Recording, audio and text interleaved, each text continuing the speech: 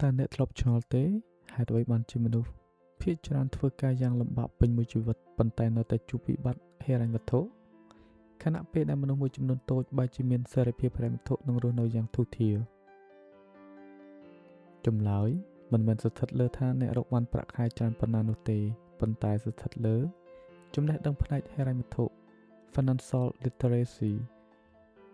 ថ្ងៃនេះយើងនឹងមកស្វែងយល់ពីមេរៀនប្តូរគំនិតផ្នែកហិរញ្ញវត្ថុទាំង3ពីសៀវភៅ Rich Dad Poor Dad ដើម្បីជួយឲ្យអ្នកឈានជើងឆ្ពោះទៅរកសេរីភាពហិរញ្ញវត្ថុមេរៀនទី1ទ្រព្យសកម្ម Assets ជាមួយនឹងបំណុល Liability មេរៀនសំខាន់បំផុតក្នុងសៀវភៅនេះគឺការយល់ដឹងពីភាពខុសគ្នារវាងទ្រព្យសកម្មនិងបំណុលអ្វីទៅជាទ្រព្យសកម្មទ្រព្យសកម្ម Asset គឺជាអ្វីៗទាំងឡាយណាដែលអ្នកដាក់លុយចូលហោប៉ៅរបស់អ្នកឧទាហរណ៍អចលនទ្រព្យសម្រាប់ជួលភាគហ៊ុនឬអាជីវកម្មដែលដើរដោយស្វ័យប្រវត្តិចុះអ្វីទៅជាបំណុល Liability បំណុលគឺជាអ្វីៗទាំងឡាយណាដែលទាញលុយចេញពីហោប៉ៅរបស់អ្នកឧទាហរណ៍បំណុលបានឥណទានឬការទិញសម្ភារៈទំនើបដែលត្រូវបង់រំលោះអ្នកក្រនិងអ្នកមធ្យមភាគច្រើនទិញបំណុលដោយគិតថាវាជាទ្រព្យសកម្មប៉ុន្តែអ្នកមានតែងតែយកលុយទៅបង្កើតទ្រព្យសកម្មឲ្យបានច្រើនជាមុនសិនមេរៀនទី2កុំធ្វើការដើម្បីលុយតែត្រូវប្រើលុយឲ្យធ្វើការឲ្យអ្នកមនុស្សភាគច្រើនធ្លាក់ចូលទៅក្នុងអន្ទាក់ដែលហៅថា Red Race ការប្រកួតប្រជែងគ្មានទីបញ្ចប់រៀនសូត្រដើម្បីបានធ្វើការងារនិងទទួលបានប្រាក់ខែ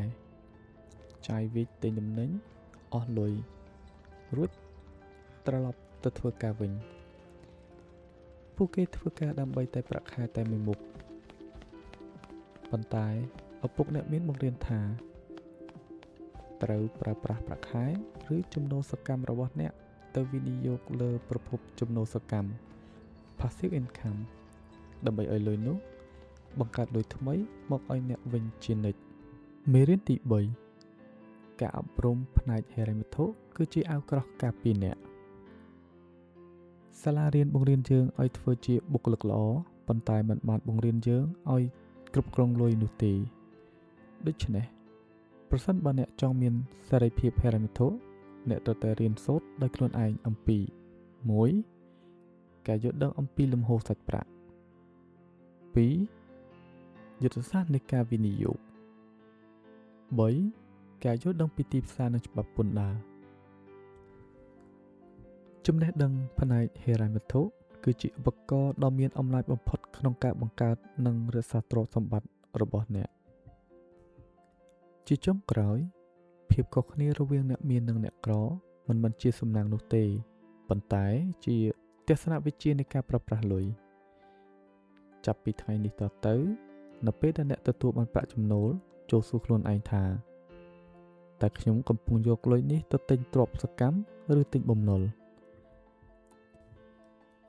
ប្រសិនបើលោកអ្នកយល់ថាវីដេអូនេះមានប្រយោជន៍កុំភ្លេចចុច Like Share ទៅកាន់មិត្តភ័ក្តិនិងចុច Subscribe Channel នេះដើម្បីទទួលបានមេរៀនល្អៗពីសៀវភៅល្បីៗជាច្រើនទៀតសូមអរគុណសម្រាប់ការទស្សនា